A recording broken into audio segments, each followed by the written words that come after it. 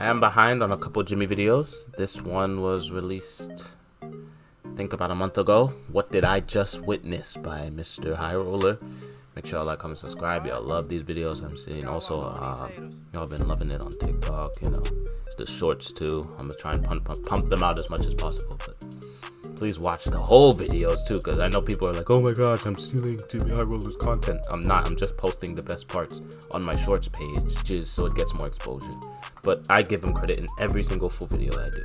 Shout out to JxmyHighroller once again, one of the best basketball content creators here. I am simply giving my opinion by reacting. Make sure you like, comment, subscribe. Thank you so much for 4,000. Thank you so much for 4,000. I hit 4,000 a couple days ago. I appreciate it. And this is the first video since I hit 4,000. Hopefully, let's try and get to 5,000 by the end of the year. Maybe 10,000, 10,000, 10,000 by the end of the year. Let's keep it going. A few days ago during the Pacers-Knicks matchup, I saw something that I have never seen before, and it completely blew my mind. Nice bounce pass, Jackson. Oh, this was wild, because this doesn't look real. This doesn't look. Okay, I'm gonna let y'all see it, but Obi Toppin's hops are wicked, bro. This cannot be realistic, bro. I don't know how he got up there, Just incredible hops. bro. How? No, I hope he breaks this down. Look at this. Bro, no. You're telling me his fingertips are reaching the ball up there and the rim is down? His whole arm is above the square of the backboard. Yeah, this was inhumane, bro.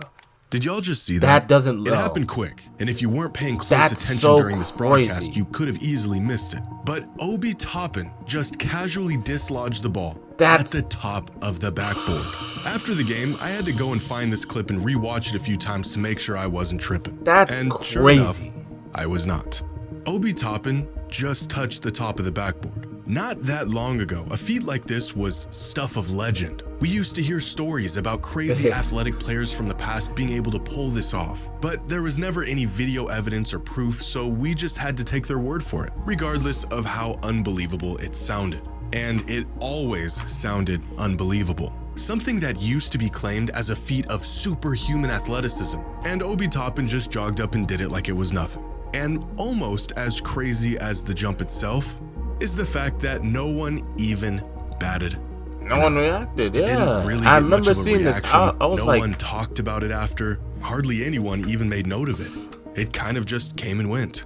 I guess this is just normal now, which got me thinking. Are NBA players today better athletes now than ever before? Oh, yes. It's obvious by now that the skill level around the league is at an all-time high. There's There's no debate there. But are NBA players more athletic than players of the past? Oh, yes. Can they actually jump higher and run faster than players that came before them? That seems to be the general consensus right now, and it's definitely what my eyes are seeing. But according to the data, this may not be the case. Not the case, bro. There's 100% this offensive. Today's video is sponsored by DraftKings. DraftKings? You know the rest. $100 in bonus bets for placing any $5 wager. That's promo I need code to hit some of my JxmyHighroller parlays. only at DraftKings Sportsbook. I've been missing. If y'all have any parlay picks for this week, let me know. With time, inevitably comes evolution. You see it everywhere you look. However, the one area in life where this has been up for debate is the NBA. Fans of past eras claiming the league has regressed and is somehow now in a worse state than it was decades ago. But after some lighthearted and completely rational and level-headed discussions, it seems most fans generally agree that the league is in fact better now than it was in the past. Look, that old head, bro. I need to see some of his videos, bro. That brother, easy. Tim Duncan. No, that brother is hilarious. Fans I need to see generally some of agree his that the vids. league is in fact better now than it was in the past. Shooting is better, scoring is more efficient, players are more skilled. But does this same logic apply to the actual physical abilities of... I heard he also thinks that LeBron's better than Jordan too, so I may actually have to start watching it.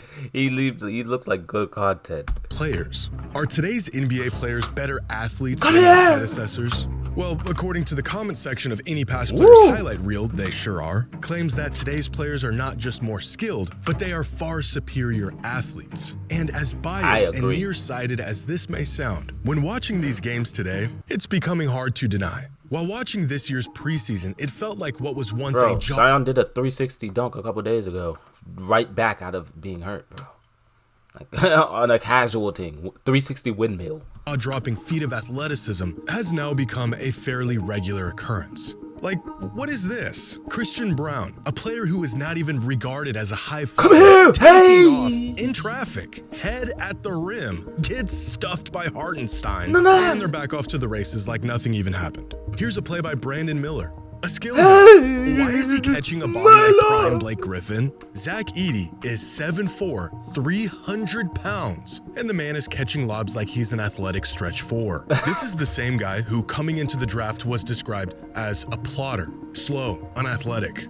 This guy, whose strengths were noted as everything but his athleticism, who's catching the ball from the stratosphere. I'm scared for Zach Edey. Zach Edey remind me of an athletic Yao Ming, bro. If y'all know Yao Ming was not moving like this. Yao Ming was just casual, slow, like kind of how they were explaining it. But he seems like an athletic Yao Ming, and that will be a problem. 7'5", leaning into a double pump. What am I watching? This block by Malik Monk? Wemby's an alien, he doesn't count. This is insane. Somewhere What a there's block. a career defensive mixtape of Michael Jordan. Yo, I've never seen that block from Jordan in my life. Yo, this video is moving too fast. I paused. I'm sorry for pausing. I'm pausing this way too much. Yo. This is insane. Jordan did this. Yo, Somewhere there's a career pump fake, got him in the air. Yeah, Jordan, you don't know how to play defense. Michael Jordan doing the same exact block. Nowadays, this is just another Tuesday in the NBA. No. Malik Monk's block was not Jordan's block. Jordan went like this. Jordan went like this. He did a 360 block. I've never seen a 360 block in my life. Somewhere there's a career defensive mixtape of Michael Jordan doing like his hand went down and then back up the... This is just another Tuesday in the NBA. None of these plays from a week's worth of preseason games will make anyone's career highlight tape. They're not really noteworthy in today's game. In fact, despite their incredible physical tools, some of these players aren't even on an NBA team at the moment. So are NBA players today athletically superior to players of the past? According to years worth of data across not just basketball but many sports, the answer time and time again is no. Anatomical and physical evolution takes far longer than just a few decades. Most measurable metrics suggest that there's little to no improvement on athleticism of athletes today versus athletes 20 or 30 years ago. And most of what little improvement has been made can usually be attributed to better training, better nutrition, and better I hear that from the old heads all the time. But when it comes to the... We didn't have all the gym equipment back then, so we weren't able to do all of this stuff. It's a valid excuse. NBA specifically, what exactly does the data say? And how much athletic progression has there been over the last 20 or 30 years, if any at all? Here is a graph of the average vertical leap of every NBA draftee since 2000. Unfortunately, there isn't any publicly available data on draft classes before 2000, but still, this is a quarter century worth of data. And throughout the last 25 years and nearly 1,500 players, there has been a slight increase in leaping ability of players around the league. In 25 years, the average vertical leap in the NBA has increased by about 3 inches, or about 8% higher than it was 25 years ago, which isn't much, but it is notable considering the sample size. However, 3 inches of leaping ability does not explain the elevation in gameplay and acrobatics that we see in the NBA today compared to where it was nearly 3 decades ago. In fact, an 8% increase around the league could be attributed to simply the optimization of athletics rather than the athletes themselves. As previously mentioned, equipment, training, and nutrition. What is interesting, though, is that 25 years ago, there was a distinct separation in explosiveness from position to position. different skill sets for different roles on the court. But in recent years, the test results across all positions have converged. Perimeter players on average indistinguishable from one another, and big men just slightly behind. One side effect of a positionless league is the merging of skills regardless of size. But inadvertently, this has also caused the merging of actual physical abilities regardless of size and alleged position. The NBA Combine also conducts an agility drill, where players are tested on their lateral quickness and mobility. How fast can you cover space while cutting and changing direction? And in this metric, players have also gotten slightly more athletic over the last 25 years. And when I say slightly, I mean by just 3%, or 0.3 seconds better since 2000. An average that has gotten consistently better over the years, but by a negligible amount. Not nearly enough of a discrepancy to make any conclusions about better athletes in the NBA today than even 25 years ago. The Combine's sprint drill is as simple as it sounds. Sprint 3/4 of the court as fast as you can. And in this test, NBA players have, again, not really changed at all since 2000. No measurable progress in flat-out speed across the NBA over the last 25 years, which means across 3 different tests of athletic ability conducted by over 1,000 NBA players over the course of nearly 3 decades. The NBA is somewhere between 3 to 8% more athletic than it previously was. This is in comparison to 25 years ago. Let's make it 50. Let's push it back some further. Let's see how. Which is a long shot from the claims but this of isn't that far, superior athleticism. Yeah. But possibly the most definitive answer to this question comes from a company that specializes in this exact field. In 2023, Ross Anderson of The Atlantic wrote a piece exploring the idea of athleticism in the... This is cap. As much as I'm a LeBron supporter and a Jordan fan, not supporter, Michael Jordan would have not struggled in today's NBA, bro. What is this, bro? Who is he? Is this brother lost his mind? What do you mean struggled, bro? Jordan struggling in today's NBA. He probably wouldn't have put up the same numbers, or maybe he would have put up more. Who knows? He has a 3. He would have worked on the 3 more. Who knows? I have no idea. But I don't think struggling is the furthest thing he'll do. He'd either do the same as he did back then or do even better.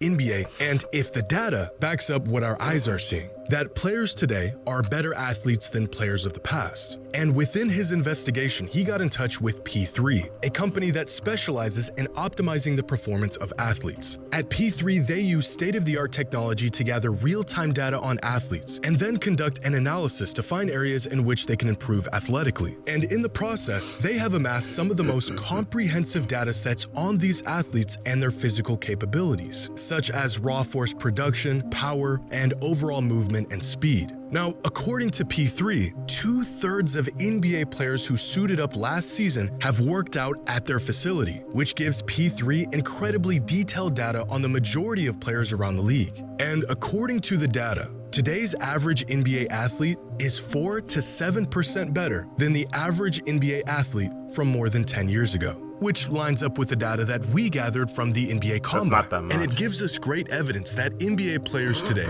even if it isn't much, are better athletes than the players of the past. But Marcus Elliott, founder and director of P3, says this progress is a matter of performance optimization, not necessarily an evolution of the athletes themselves, stating that when he began evaluating players about 15 years ago, many were operating at only 75 to 80% of their potential athleticism, whereas today players are operating at closer to 90% of their potential. But the extra 5 to 10% boost in athleticism over the course of a couple decades doesn't explain what we're actually seeing on the court and how it appears like players of today are far superior athletes than players of yesterday. So if NBA players have statistically only gotten marginally more explosive and agile over the last few decades, and all of the data says there isn't much evidence to prove otherwise, how do we explain the leap in physical abilities from today's players that we are actually seeing? Well, in order to answer this question, we need to redefine how we perceive and measure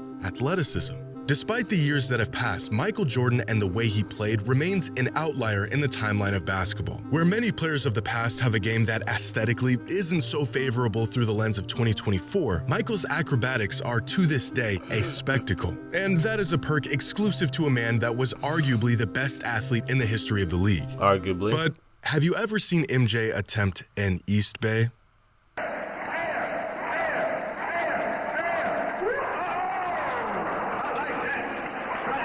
Well, it's kind of weird. This footage is from 1989, during Michael's athletic peak. He's got hands the size of baseball mitts, 6 feet 6 inches tall. His vert is well over 40 inches, and yet he struggled to throw down a dunk. I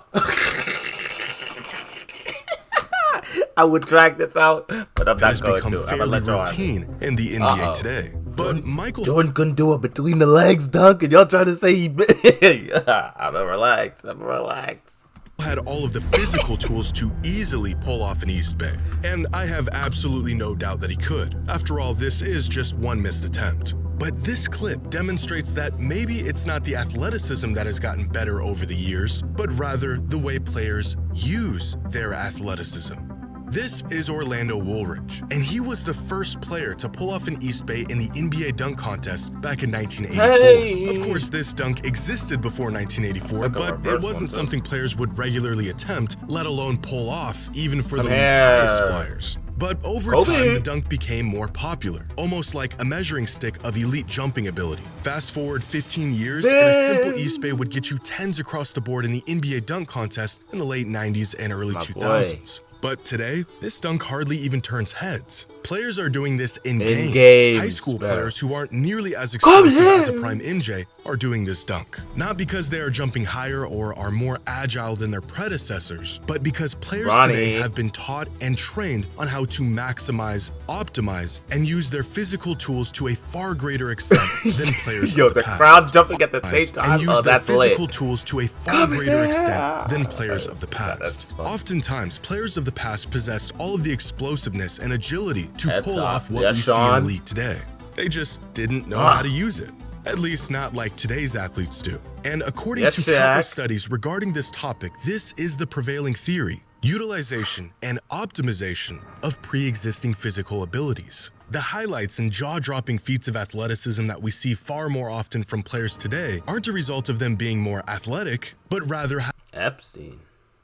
having the skills and abilities to do more with their athleticism. The extra 5 to 10% of measurable improvement of athletic ability may explain some of this, but the evolution of specialized training and skill is the driving force here. A player in the 90s may have had all the physical tools to slice up a defense, cut through the lane, and put together a Behind clip the for their back, highlight reel, yes, sir. but without the skills to keep the ball in front of them along the way, those physical tools are essentially watered down to a slower, less explosive alternative. Rising above a defender for a poster is a feat of athleticism, but so is the combo a player put together to break their defender and get to the rim in the first place. Without the skills Kobe. to initiate Us. the highlight, What a there play. is no highlight. And as the As skill he level around the dropped, league has come jumped here, dramatically poster. over time, Not so have poster. all of the displays of athletic ability. Yeah, Malik Big men of the Monk's past dunk may have had package. the vertical leap to go and catch a lob 12 feet in the air, but Wicked. without the body control, play style, or constant Yeah, high David. pick and roll action that we see today, they never really get the opportunity to put this athleticism on display. For example, Giannis Antetokounmpo is a freak of nature, and we know this because every other possession he comes barreling down the lane and shows off his incredible speed, vert, and strength. His athleticism is always on full display. But if Giannis played back in 1995, how likely is it that he gets relegated to the low post, restricted to hook shots and having his back to the basket on most possessions? If he isn't granted the opportunity to learn how to handle the ball and be a scoring threat from outside and float around the perimeter, how often would he get a full head of steam to attack the basket and show off his physical tools? Similar to Giannis, David Robinson was a freak of nature. But outside of the occasional fast break or lob to the rim, there wasn't nearly as 360, many okay. opportunities for fans to witness the full extent of his freakish abilities. Even playstyle itself can play a deceptive role on how we view athleticism of certain players. In the 2008 NBA Combine, Russell Westbrook I love that he's saying something about Russell Westbrook. recorded a max vertical leap of 36.5 inches. Not nearly as high as you would expect from seemingly one of the most explosive athletes in NBA history. 10 years later, Grayson Allen, a far cry from what you would consider to be an elite jumper, recorded a max vert of 40.5 inches. In fact, Grayson Allen tested better than Westbrook in every single drill in the combine. And even knowing this, there isn't a soul on earth who would say he is a better athlete than Westbrook was. Because while Westbrook was playing above the rim, Grayson Allen was taking spot-up threes. If I were to ask you who was I see what he's gonna do with this. Okay.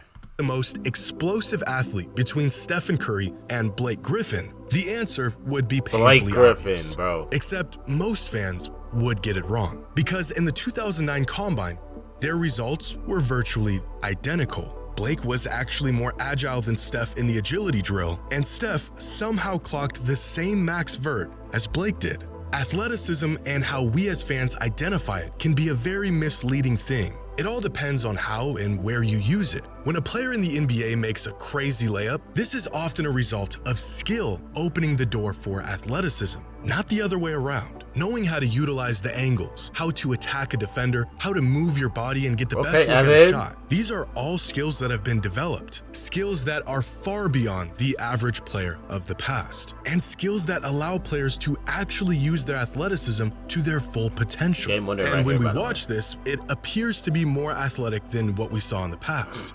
Because it is. But not in any quantifiable way that can be measured through a vert test or an agility drill. Without the ball in their hands, NBA players today are almost indiscernible from players of 25 years ago. There's almost no measurable difference between them. But give them the ball, some space, and a playstyle that emphasizes their abilities, and very quickly, the gap between what they are able to pull off on the court becomes clear as day. But this isn't to discount players of the past. There were countless players who would be top-tier athletes in any generation, and the ones who had the skills to complement their athleticism prove that the NBA has always been loaded with great athletes. However, the number of players who were able to reach their full athletic potential without the training, technology, equipment, and knowledge that players of today have was far less, leading to a league that appeared to be far less athletic than it is today. Are NBA players today better athletes than players of the past? Well, technically, yeah, but not in the way that we have been led to believe. So he's saying that freedom is the reason why we are more skilled, which then leads it to become more athletic. Rather than back then where if you're a center, you're staying in the post. Get your big behind in the post. You're not doing none from that three-point line. There's no hezzy tween step backs from three. No, sir. 7-4. Yeah, you're back there, buddy. NBA players haven't evolved Which makes athletically. sense. So they don't jump much higher or run much faster than the players that came before them. But with the benefit of decades of advancements in how we measure, train, and improve athletes, today's NBA players have optimized their athleticism far more than players of the past. They understand their bodies and abilities more, and they have been meticulously trained to know exactly how to get the most out of them. The extra 5 to 10% of measurable increase in athletic performance may have something to do with the incredible plays we are now spoiled with, but many of these athletic feats can be attributed to a developed skill and complementary playstyle that is much more difficult to measure. Athletically, over time, NBA players haven't changed much at all, but how they use their athleticism, that is the evolution. Okay, so they're pretty much saying that coaches, or he's pretty much saying that coaches, trainers, whatever back then, didn't know their bodies as well, weren't able to do things that they do now. You know, if you're a shooting guard, you're a shooting guard. You should probably be a traditional shooting guard. We don't want you doing any crazy lays, tweens behind the backs, you know. It's a good take, I'm not gonna lie. So we are more athletic, but it's due to the fact that we have better equipment, better training, better knowledge of the game. I agree, but this was also in comparison to the 2000s, which I found interesting. He compared it to like prime KG, prime Tracy McGrady. He didn't compare it to like Barkley and Jordan and them boys. That's like 90s. So it's interesting. But yeah, also in the 90s, they probably didn't have this information to do all this comparisons with as well. So, makes sense. Good take anyway. Good video by Mr. High Roller always. Make sure to like, comment, subscribe, like the video. Let's try and get to 100 likes on this one. And I'm going to see you on the next.